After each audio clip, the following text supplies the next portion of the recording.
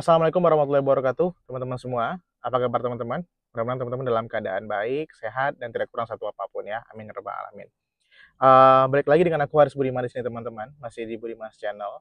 Dan video orasi kali ini aku mau mengangkat isu tentang arsitektur versus sipil. Nah, ini yang paling sering jadi isu ketika di lapangan teman-teman atau ketika kita bekerja di bidang konstruksi gitu.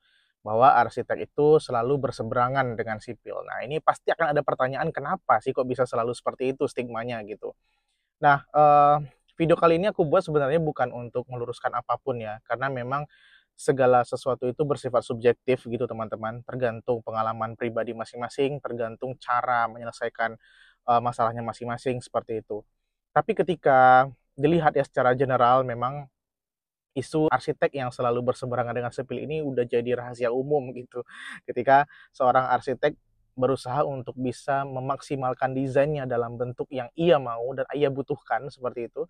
Namun lagi-lagi dari sisi teman-teman sipil atau teman-teman struktur itu dapat memberikan pertimbangan terhadap struktur-struktur apa yang biasanya atau harus digunakan oleh arsitek terhadap desain yang ia inginkan gitu. Tidak jarang terjadi perselisihan atau argumen di tengah-tengah teman-teman, dan ini yang memang sepertinya selalu diangkat menjadi isu bahwasanya arsitek itu akan selalu berseberangan dengan sipil. Tapi menurut aku pribadi teman-teman dan berdasarkan pengalaman aku gitu, ketika arsitek bekerja dengan logika struktur yang tepat, maka diskusi yang terjadi antara seorang arsitek terhadap teman-teman struktur atau ahli struktur di teknik sipil itu akan linear teman-teman. Karena justru ini adalah sebuah bentuk kerjasama ya, sebuah bentuk kolaborasi yang harusnya memang tercipta dengan baik gitu.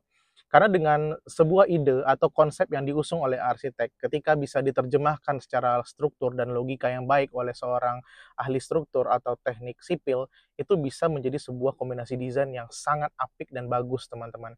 Terutama kepada para pekerjanya nanti di lapangan melalui sentuhan-sentuhan finishing atau apapun itu yang menyangkut tentang konstruksi yang sedang dilaksanakan ini gitu.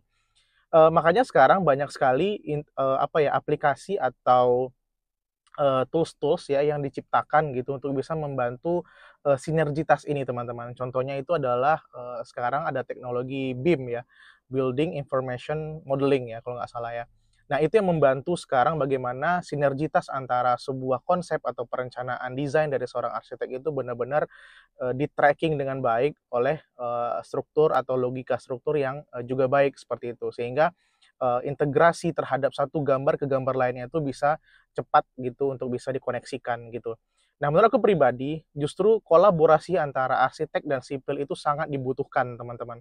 Karena tidak ada yang merasa harus diunggulkan gitu. Karena ketika arsitek mampu mengkomunikasikan desainnya dengan baik kepada ahli struktur atau teman-teman sipil, ini akan berbuah sebuah ide-ide yang cemerlang gitu atau sebuah keputusan final decision yang juga akhirnya menguntungkan kedua belah pihak, terutama kepada owner sebagai pihak yang sangat membutuhkan solusi-solusi itu seperti itu.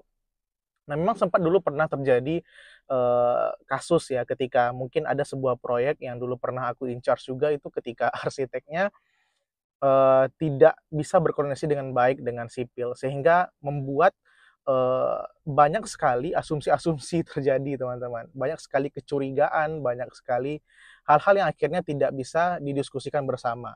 Padahal kalau misalnya kita runutkan teman-teman, pekerjaan arsitek itu ada dalam 3 ranah yang mungkin selama ini kita tahu secara general, yaitu arsitektur, struktur, dan mechanical, electrical, plumbing.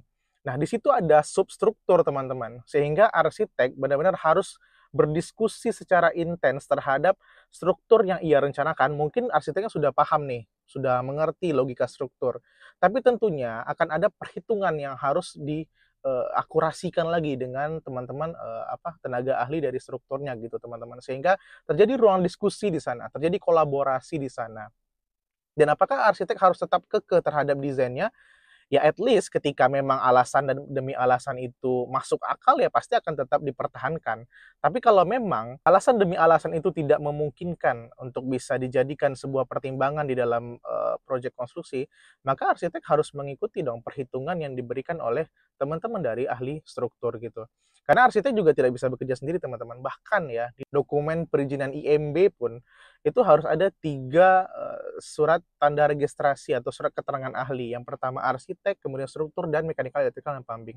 Itu tidak bisa di satu arsitek doang gitu. Jadi memang harus banyak pertimbangan, banyak diskusi, bertukar pikiran, brainstorming, akhirnya kita bisa memutuskan di final decision seperti apa, seperti itu.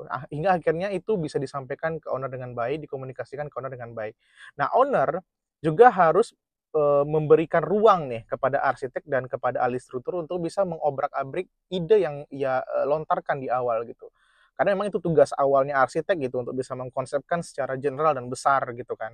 Tapi arsitek juga tidak boleh sembarangan gitu dalam mengartikan atau mengimplementasikan apapun yang diinginkan owner karena harus ada pertimbangan-pertimbangan baik itu dari estetika, logika struktur dan seterusnya gitu. Jadi pekerjaan perencanaan itu antara arsitektur dan sipil itu memang harusnya berkesinambungan atau berkolaborasi dengan baik. Sehingga tidak ada lagi mungkin ya isu-isu yang mengenai arsitek dan sipil itu keras atau harus bertentangan atau berlawanan dan seterusnya. Mungkin ya itu memang wajar saja dalam proyek ya secara secara profesional pasti akan ada argumen gitu. Tapi mungkin tidak sampai kepada argumen yang ya di level yang sudah tidak sehat seperti itu teman-teman. Tapi ya untuk teman-teman ketahui saja bagi teman-teman yang saat ini sedang belajar atau sedang melakukan praktek arsitektur atau freelance arsitektur, yang harus teman-teman pertimbangkan adalah desain kita harus bisa terlogikakan dengan baik gitu. Sehingga ketika kita merencanakan sesuatu itu tidak hanya bersifat angan-angan, tidak hanya bersifat sebuah dreams ya, tapi juga punya alasan logik di balik itu. Bahkan sampai kepada perhitungan dan pertimbangan logika strukturnya. Kira-kira begitu teman-teman. Sehingga nanti ketika dikomunikasikan dengan teman-teman struktur, itu sudah punya satu frekuensi yang mulai disamakan. Tinggal menggabungkan dan mengambil titik tengahnya saja. Gitu teman-teman. Mudah-mudahan video ini bermanfaat walaupun singkat gitu ya, tapi mudah-mudahan ini menjadi sebuah awal di mana isu tentang arsitektur dan sipil itu berselalu berseberangan bisa kita kita jadikan ruang kolaborasi bersama gitu teman-teman. Aku kira gitu teman-teman untuk video kali ini. Mudah-mudahan video ini bermanfaat. Thank you so much for watching buat teman-teman yang udah nonton. Keep positif, semangat kreatif, dan jangan lupa tunggu videoku selanjutnya.